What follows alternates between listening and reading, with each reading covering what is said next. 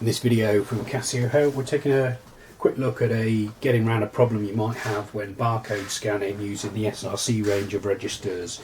So on this machine I've programmed a barcode product in which I can scan, but I can't sell multiples of it.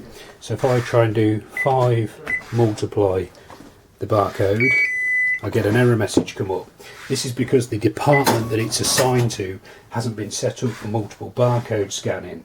So to get around this, key round to PGM, arrow down to system setting, CA amount 10 to go into it, and then free subtotal to get to the right part of the programming menu. You then need to type in the following code, which is 2 00 00 00 00 00. So that's 5 double zeros after the 2. You then press the relevant department button, so mine's department 1, and then you press subtotal.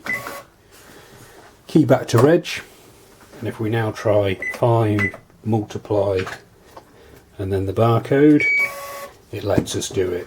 You'll have to repeat this procedure for each department affected for it to work across all your barcode products. For more tips and tricks on how to use Casio cash registers, you can click on any of the video links appearing on screen now. You can subscribe to this YouTube channel, or you can visit casiohelp.co.uk for more. Thanks for watching.